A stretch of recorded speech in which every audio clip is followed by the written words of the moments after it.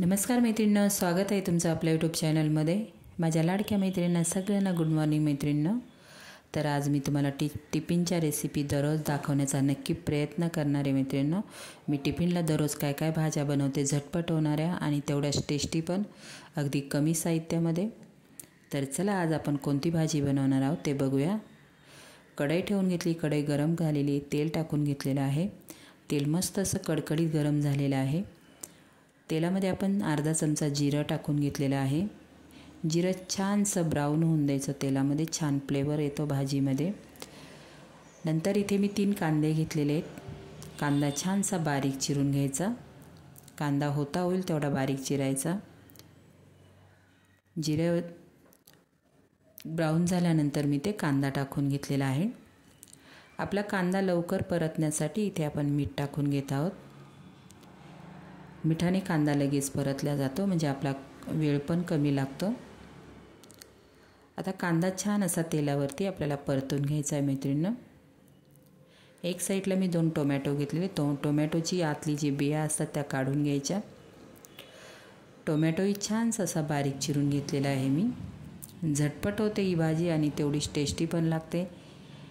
तर 2 टोमॅटो मी टाकून घेतलेले कांद्यावरती। कांदा परतून झालेला आहे आपला। आता कांदा टोमॅटो आपल्याला छान तेलावरती व्यवस्थित त्याचा कच्चेपणा जाईपर्यंत परतून घ्यायचा आहे।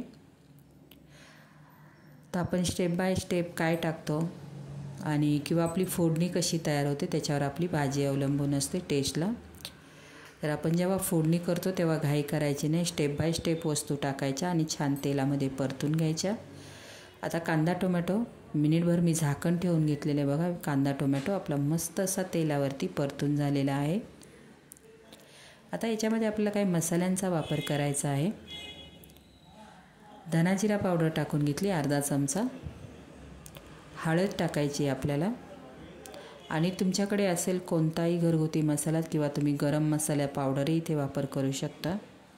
तर आमचा हा कांदा खोबऱ्याचा मसाला आहे, 1.5 चमचा मी टाकून घेतले। भाजी थोडीशी आपण टिफिनला देतो तर थोडीशी तिखट आणि थोडीशी रसदार पाहिजे, म्हणजे कसं चपातीबरोबर खायला दुपारी माणसांना। एकदम सुक्की भाजी असेल तर ती खायला होत नाही, ती डब्यातून अजून सुक्की होते।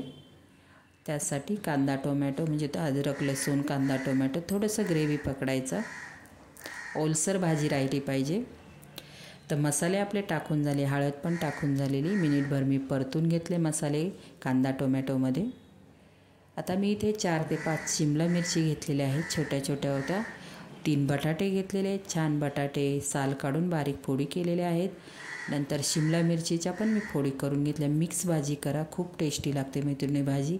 नक्की तुम्ही एकदा ट्राय तर करून बघा, तुम्ही जर करत नसाल तर नक्की करून बघा। छान लागते भाजी चपातीसोबत खाण्यासाठी, मुलांना पण आवडणार, सगळ्यांनाच आवडते। याच्यात तुम्ही काय अजून व्हरायटी करू शकता किंवा वेगवेगळ्या मसाल्यांचा वापर करून तुम्ही अजून याला वेगळी पण टेस्ट आणू शकता। आता आपण शिमला मिरची आणि बटाटे टाकून घेतले कांदा टोमॅटो मसाल्यामध्ये। तर मिनिटभर आपल्याला व्यवस्थित असे परतून घ्यायचे आहेत।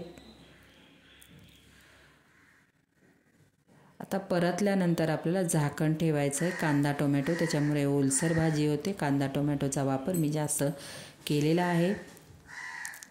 आता परतून झालेले मिनिटभर आपल्याला झाकण ठेवायचं। बटाटा पण लगेच शिजतो आणि शिमला मिरची तर लगेच शिजल्या जातात। कांदा टोमॅटो आपण छान तेलामध्ये व्यवस्थित असा परतून घेतलेला आहे। आता 2 मिनिटासाठी मी झाकण ठेवलेलं होतं बघा। तर इथे मस्त अशी शिमला मिरची बटाट्याची भाजी आपली तयार आहे बघा। बिलकुल सुक्की नाही, ओलसर आहे जराशी, चपातीसोबत खाण्यासाठी छान लागते।